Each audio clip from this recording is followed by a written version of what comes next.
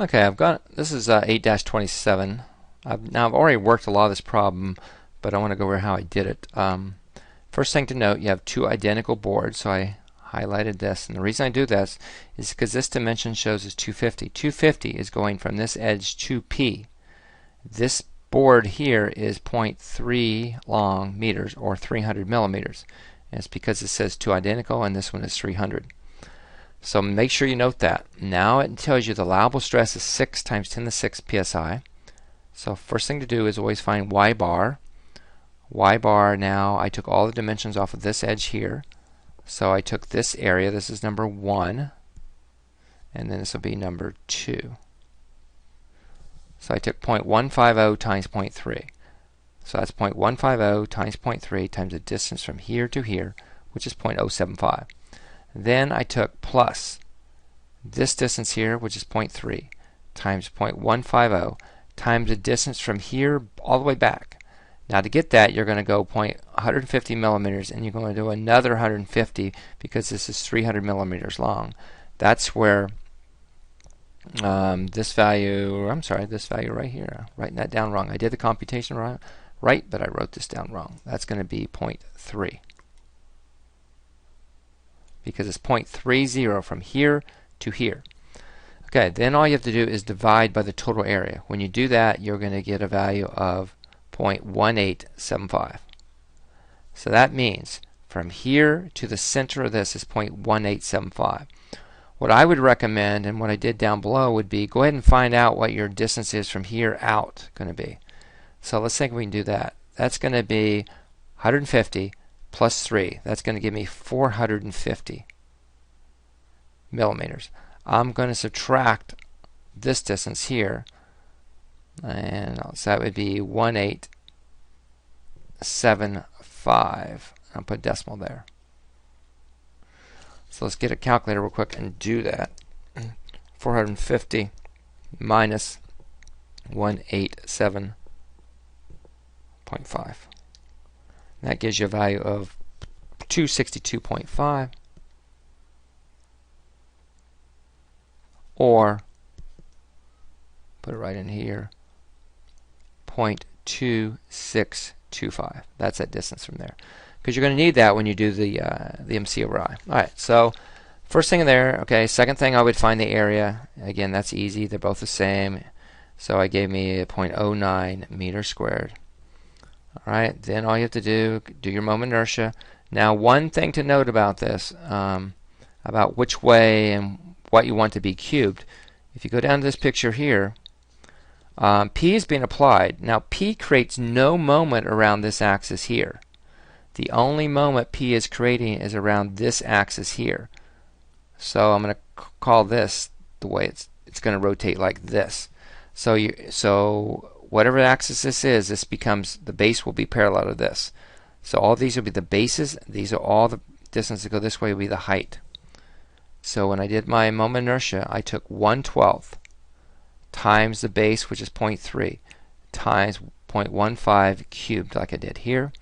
Then I multiplied it by the area, which is 0.3 times 0.15, times the distance from here to here. Now we know it's 0.1875 from here up to here, so I just need to subtract 0.075 here, and I square that. Now if you're ever doing this and you can't remember where to square it, just remember that inertia needs to be in meters to the 4th power. This would give me meters, this would give me meters, so this has to be squared to give me in meters to the 4th.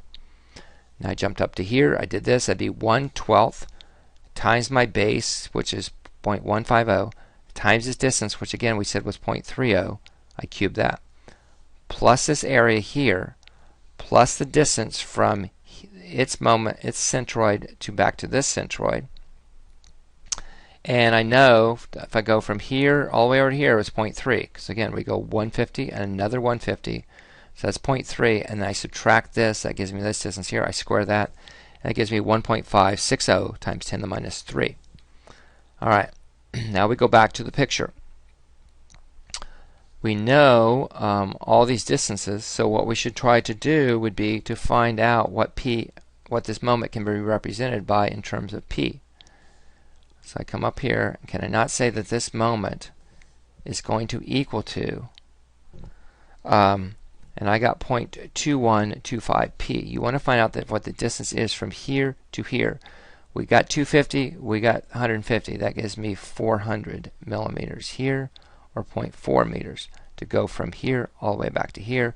But we know it's 0.1875 from here. So if I subtract 0.1875, I will get a distance of 0.2125.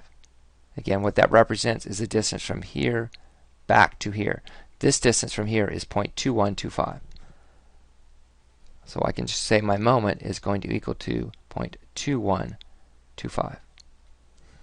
Alright, so now what we want to do is look at this, and we can tell that here I got P over A coming down across this whole cross section. So the stress as a result of this P anywhere on this beam is going to be P divided by A. That's the average stress across this. Now this is going to create a moment. So this is going to be an MCRI. You're going to get maximum compression here because you have a combination of P over A and MCRI, and M is going this way. Give me a major compression here. And here you have a combination of tension. MCRI is causing tension here, but you have compression as a result. So we know we're going to get major stress here. That's going to be where our maximum stress is going to be. So I just said stress at A, and I'm indicating that this point here would be A.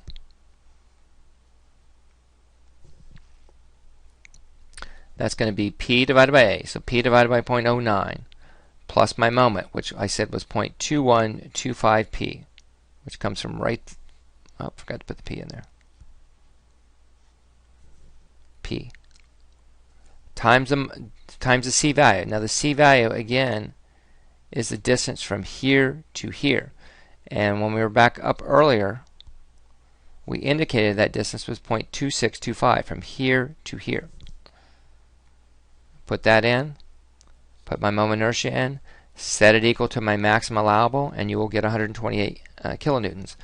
Now, if you want to find out what the stress would be at, say, B, at this end, all you have to do is take the P value you found, put it into here, and let one of these be negative, and I put negative P over 0.09 plus 0.215 times P. I put that value into here. This is what I did right here. And you notice here, if you run those calculations, I won't do that, you can find out what the stress would be at the other end. And actually, I'll try to run that real quick because that might just give us some values here. So 100. So I'm going to do this one here first. So 0.2125 times 120,000. 0.2125 times 128,000 times 0.1875 divided by, in parentheses, 1.5609 times 10 to the negative 3. So to break this up into parts, let me scroll this down. This little piece right here gives me 3, 2, 6, 7, 3, 4, basically 6. So let's put the commas in there. And again, that's pascals. Now I'll do this one. I got 128,000 divided by 0.09. That gives me 1422. Make sure I get these down. 222. Put the decimals in here, here. Make this in negative here because this is causing me compression, plus that value here. So now I'll do negative. Answer.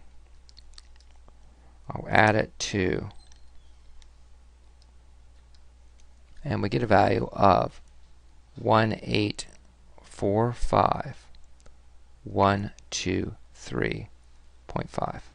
Put the decimals in pascals. So at the other end, you would have tension. So you'd have tension here. You'd have major compression here, so that tells you that somewhere along here, if I go along here, that the neutral axis is somewhere in here where the stress is going to be 0.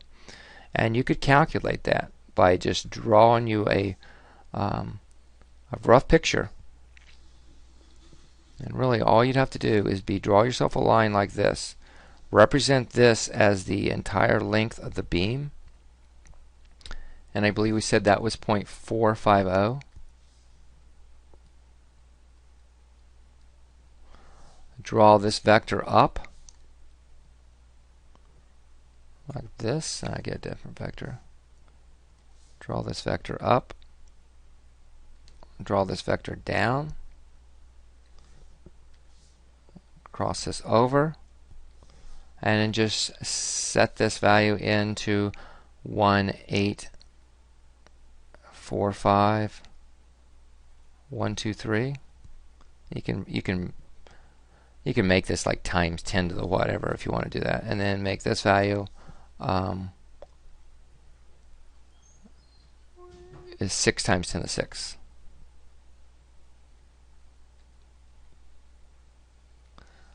So what you could do would be establish one of these as x, establish this one as 0.45 minus x, and then really what you do is you have a slope. You could say this over this must equal this over this, and then you just solve for x, and you can find out where the neutral axis would be, where the stress would equal to 0. And that's it. I hope that problem helped you.